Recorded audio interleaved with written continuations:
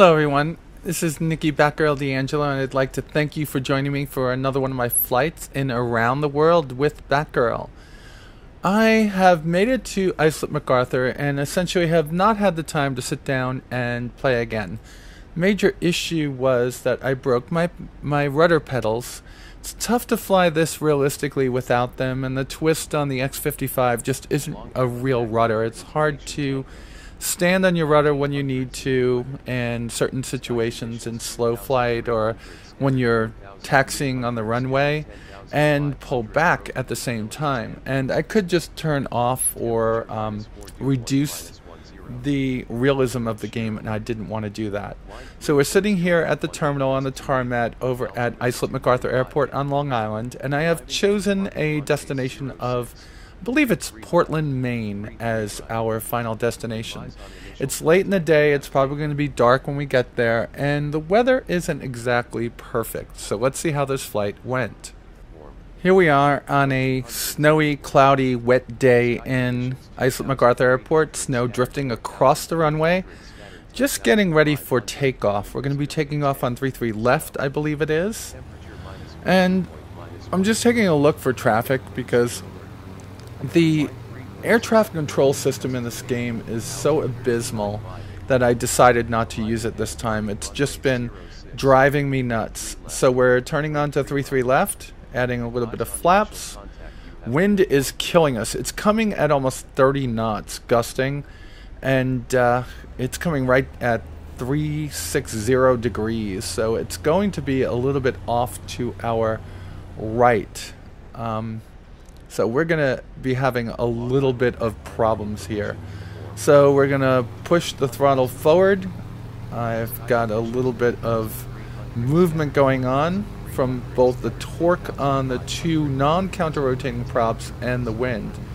There's a Cessna bird dog just sitting over here, just flying around, and we just lift up over him. Oh my lord, that was tough. We didn't have such a nice headwind coming at us, we would never have been able to handle that. So we're going to just take a look and see if there's any damage. There is none. We didn't see any damage indicators. Wow, that was close. He was not reporting his position on the on the Unicom or on the tower. There was no way to know that he was there. He just kept on spinning in circles from the wind that was going on. This is probably a flight that, if it was in real life, it would never be made, but it's been so long since I actually did this. I wanted to get back on track so I can make it around the world for, you know, bringing awareness to those young men and young women fighting around the world for our freedom. And I'm just trying to turn onto course, and I'm going to do a direct here. I set up a flight plan originally to fly between a couple of VORs, but holy cow, the wind is so strong that it's going to be tough. This is going to add about 30 to 40 minutes to our hour and 20-minute flight, so we should be flying for almost 2 hours because of the strong headwind. So let's take a look at what the next piece of our flight is like, and that will be over the Sound. Long Island and Connecticut, Rhode Island, Massachusetts are separated by a narrow but very deep body of water called the Long Island Sound. It's not that far to cross, but you do have to be at about 5,500 feet above it to be able to reach either one of the shorelines. God forbid your engines went out. So the typical crossing, regardless, is done at about 5,500 feet. The weather patterns are they're very variable across my whole flight, but it's going to be snowing the whole time. This flight was made during the blizzard that dumped tons of snow across the Northeast, New England, and sunk Boston underneath a lot of water also.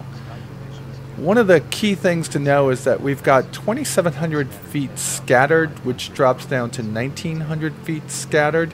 We're flying into Portland, which is on the coast, which shouldn't be a problem, but the weather is kind of weird up there for later on. They're calling for an end to the storm, but I'm using real-time updating weather, so I'm not sure that that's actually going to be the case. We should be landing sometime after dark. It gets darker up there earlier than it does down where I live. I'm further south. So we're going to have a little bit of weather as we're crossing. Doesn't it look, if you were to look at your aircraft, doesn't it look like it's actually tilted to the right? In actuality, it's not that tilted at all. It's not banking. So this is one of the reasons that when you're flying instruments, you got to rely on your instruments very much so. You do have to rely on your senses also, but a lot of times your senses will lie to you. Just trying to check my maps here, see where I am, and at this point I actually break out my iPad and open up a piece of software that actually tracks me in real time so I could look on a map where I am. It's actually pretty cool. It also lets me work the radios so I don't have to sit there spinning the dials, though I kind of forget that quite a few times. So I'm just trying to get the ATIS as we go across. This is New Haven, I believe. And I'm just going to keep getting ATISes from various airports so I know exactly what's going on. We're going to be flying in and out of banks of clouds for most of this trip. And the Diamond is actually, this Diamond DA-42 Twin Star is actually a pretty cool aircraft to fly. It's one of the more advanced aircraft that I've ever flown, and a lot of it is actually done through this FMS and these electronic computers that control everything for you. So you don't have to worry about propeller pitch, you don't have to worry about mixture. Everything is done by the computer, which means, God forbid, there is a failure, there's a lot more that can go wrong. A lot of things are modeled in this particular aircraft.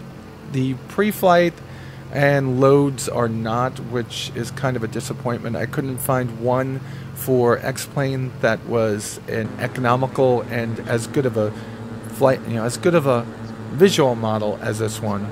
But when you go back inside the aircraft, even the placement and whether they're on or off, the cabin heat is shown.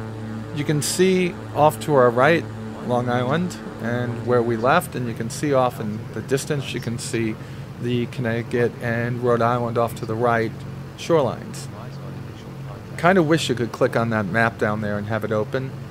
So I'm going to try to scoot below the clouds for most of this flight, but there's going to be times I'm going to be going through them because the ceiling is variable, and at times it just comes right down almost to the ground, and it will be almost impossible.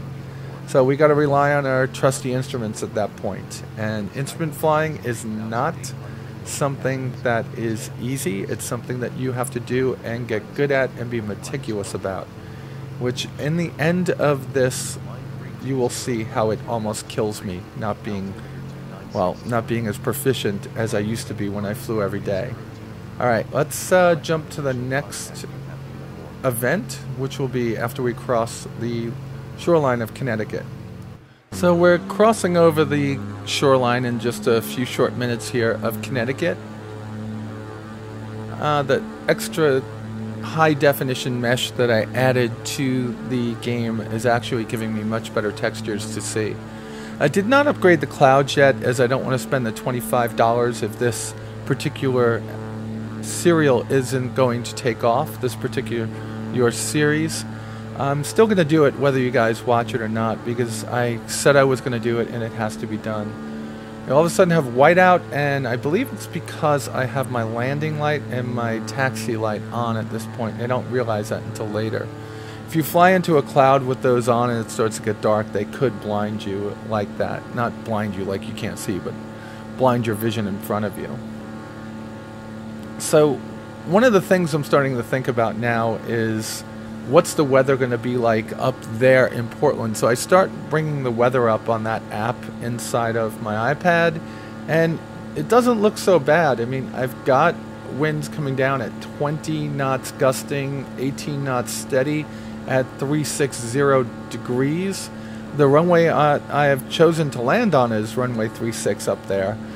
The ceiling is somewhere around 1,100 to 1,900 feet. It's scattered. It's scattered at both of those ceilings, by the way. There's light snow falling up there at this particular point. I know because I wrote the weather down as I was flying. And their visibility is somewhere between 5 and 7 miles in light snow. So there isn't a lot to worry about up there. It seems to be not that bad weather up there. So we're going to head on up there, and you can see it's starting to get a little bit darker as we go on. And now we're flying over the southern coast of Connecticut, making our way up towards the next couple of states that we're going to pass through. The first one will be Massachusetts. We're going to pass right over Worcester. Should we have an issue, we could always land in Worcester. And then we're going to pass over a couple of places in Vermont and then hit the coast of Maine and fly up the coast. I have quite a number of airports that I can land at. I made sure that my track that I had if I flew direct would have airports that were along it. And fortunately for me, there were quite a number of airports that I could use as emergency or alternate airports. So that's something you always want to make sure that you look for when you fly cross country. And just so you know where this flight is headed, we're going to be heading up to the northern parts of Maine. We're going to be hitting the southeast coast of Maine first. Then we're going to fly up to the northern part of Maine and into New Brunswick, I think it is, or Manitoba, New Brunswick. And then we're going to fly up and try to skirt along the coast of Canada all the way up into the polar region, at which point we're going to try to fly over to Greenland, down over to Iceland, and over to Scotland. This aircraft does have the range. I think the longest flight is going to be about 3.5 hours, and that definitely will not be one that I critique fully. That is one that's probably going to be a whole bunch of boring flying over the ocean, so there shouldn't be much to talk about in that particular flight. Let's get on to the next event here. Well, the next event isn't anything big. We're flying over a green area of Connecticut. You know, people think that the Northeast is so packed with people. It is inside of cities, but there are trees and wilderness around a lot of different places. But of course, in the northeastern portion of Connecticut, it's not as populated as the coast or the pieces of Connecticut that border on Westchester County. Westchester County being New York, one of the upscale areas of New York, that is. We are flying through the clouds, and the event here is it's starting to get dark. And when it starts to get dark, I start to get scared. So I'm going to click right through this and take it to where it's getting darker. So it continues to get darker, and it starts to get prettier out here. The outside view is actually looking pretty nice. We're flying at a nice altitude over here, about 5,500 feet, and it's calm. We've got a nice big headwind. Our airspeed is not so bad, and we're doing very well. And I have my landing light and taxi light off at this point. Position and strobe are on. They were stuck on before. I'd look on the outside view, and essentially what happened was I needed to turn them off and on again, or on and off again, to make them go off. I don't know why they were glitching like that.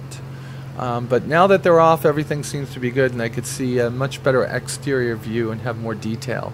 Look at the reflections off of the control panel. Isn't that pretty cool? I watched this video, and during the flight I was kind of white-knuckled a lot of times because it was just getting very disgusting outside. In fact, in a few moments I actually activate the autopilot because you know, my hands were getting a little bit well, let's just say they were starting to hurt. So let's move on to the next event. I think I'm going to try to push it forward so I could end this one before 20 minutes is up. So at this particular point, I hope the resolution of this video is high enough so you can see what's going on.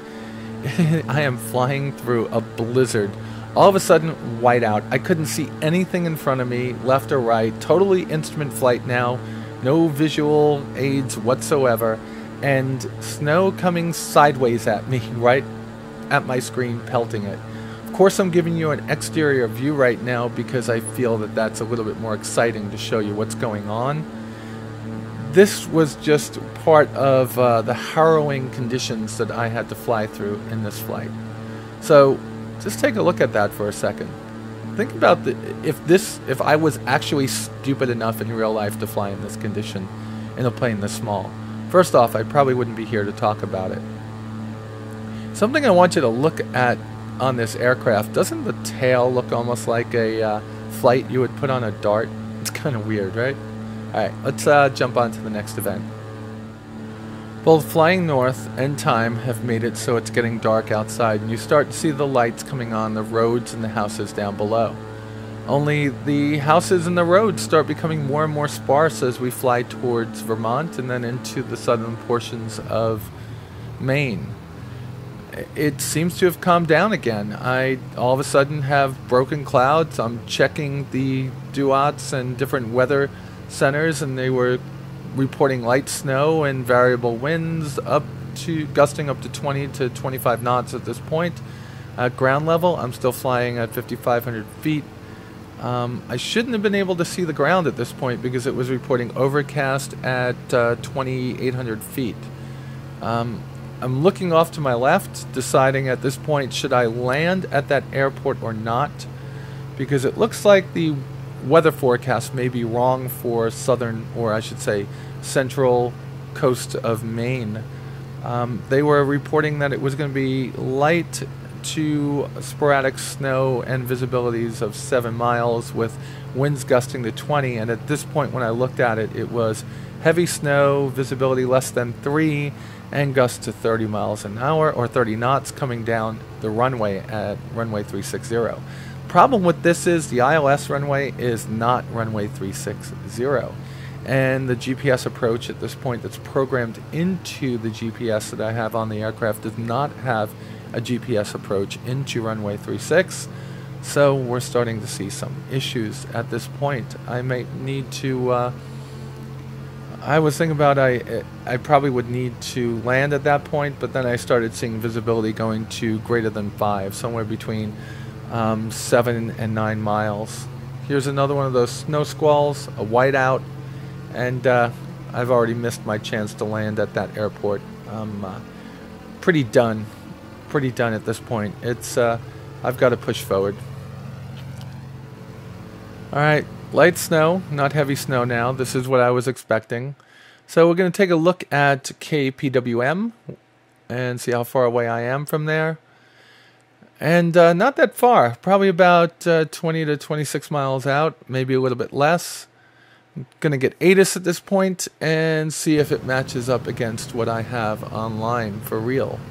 And almost immediately I find out it doesn't. This is what the conditions were supposed to be down to the ground, just sporadic snow like this, visibility up to 7 miles, and that would be enough for me to land in runway 36. Winds at 18, gusting to 22, coming right down the runway. So there'd be wind shear, so you'd have to keep the speed up as you're landing, which means not dropping flaps, which is good. I accidentally dropped flaps at one point in this flight, so I've already broken them, so if I try to drop them, I'm probably going to have a issue.